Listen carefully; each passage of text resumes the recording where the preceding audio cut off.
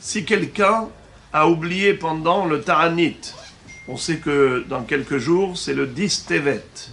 Le 10 Tevet, c'est un jour de jeûne parce que ça a été le début de la destruction du Beth Amikdash, puisque nous savons que ça a duré 2 ans et demi de siège, le siège des Babyloniens autour de Jérusalem. Avant la destruction du temple à Tisha B'Av, il y a eu une progression. D'abord, ils ont encerclé Yerushalayim, et ça a duré 2 ans et demi. Depuis le 10 Tevet jusqu'au 17 Tammuz, 2 ans et demi plus tard, il y a eu la brèche dans la muraille le 17 Tammuz, l'invasion de Yerushalayim pendant 3 semaines, 3 semaines de massacre, jusqu'à Tisha B'Av, le jour où ils ont carrément détruit le Beth Amikdash et l'ont incendié. Étant donné que tout a commencé le 10 Tevet, eh bien ce jour-là est un jour de jeûne. D'ailleurs, il y a un texte incroyable dans le livre du Abudraham. Le Abudraham, c'est l'un des livres qui sont la base de toutes les tfilotes, c'est-à-dire qu'est-ce qu'on doit dire, qu'est-ce qu'on ne doit pas dire, et ainsi de suite. Rabbi David Abudraham, lui, il écrit que normalement le 10 Tevet ne tomberait jamais un Shabbat. Mais si c'était le cas, imaginons que le 10 Tevet tombait Shabbat, figurez-vous qu'on jeûnerait même Shabbat. Alors que Tisha B'Av qui tombe Shabbat est décalé. Le 17 Tammuz qui tombe Shabbat est décalé. Il dit, si le 10 Tevet pouvait tomber un Shabbat, eh bien on jeûnerait même le Shabbat. Comment ça se fait? Il dit parce que c'est écrit à ce propos dans la prophétie de Yehezkel, les 3 mots, Be'etzem, Hayom, Hazé. Comme on retrouve à Kippour, Be'etzem, Hayom, Hazé. Si Kippour tombe Shabbat, on jeûne. Si le 10 Tevet où il y a écrit Be'etzem, Hayom, Hazé, comme à Kippour, eh bien on aurait dû jeûner. Pourquoi? Parce que c'est le départ, c'est le démarrage de la destruction du temple.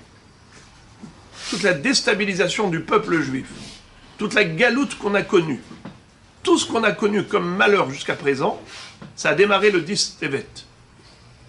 Puisque jusqu'à la destruction du temple, ça a mis presque 3 ans. Pourquoi que il a fait tout ça? Pourquoi ça a duré presque 3 ans? Il y a eu une résistance de la part des Juifs à l'intérieur d'Yerushalayim. Il y avait parmi eux des gens qui étaient extrêmement forts, des héros. Eh bien, Hachamim nous disent que c'était pour leur laisser le temps de faire Teshuvah. Le Beth Amikdash a été détruit à cause de 3 averot. Avodah Zara, Gilui Arayot, Shfichut Damim. Ils auraient pu, à ce moment-là, réfléchir et se dire, mais pourquoi que Baruch Hu nous a envoyé l'ennemi? Mais à l'époque, ils étaient trop forts. Ils n'avaient pas connu la galoute. Depuis qu'ils sont sortis d'Égypte, miraculeusement, ils sont installés à en Eretz Israël, avec Yehoshua bin Nun, que des miracles. Après, ça y est, c'est bon. On est très forts, nous.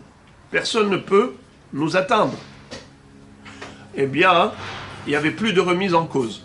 Il n'y avait plus d'introspection. La conscience était tranquille. Il n'y avait plus de teshuva. C'est pour cela que je me dit, allez, je vous laisse le temps de réfléchir. Comme malheureusement, il n'y a pas eu de réflexion dans le sens de la teshuva, il y a eu la destruction du temple. Mais tout commence le 10 Tevet, et c'est pour cela que même si ça tombait Shabbat, on aurait dû jeûner à tel point. Eh bien, si jamais quelqu'un a oublié que c'est le jeûne, et il a fait une bracha, il a pris par exemple un gâteau, instinctivement il a dit Baruch ata Hashem Elokeinu melech haolam, boré miné mezonot. Nachon. Alors maintenant qu'est-ce qu'il fait? Il mange ou il mange pas? Hein? Hazak.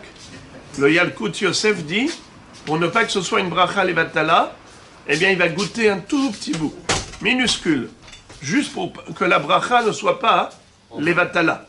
Et c'est pas considéré comme quelqu'un qui a cassé le jeûne. Pourquoi? Parce que le jeûne, sauf kol sof, il est comme des Rabbanan, et bracha levatala, selon le Rambam, selon Shulchan Aruch, c'est Minatora.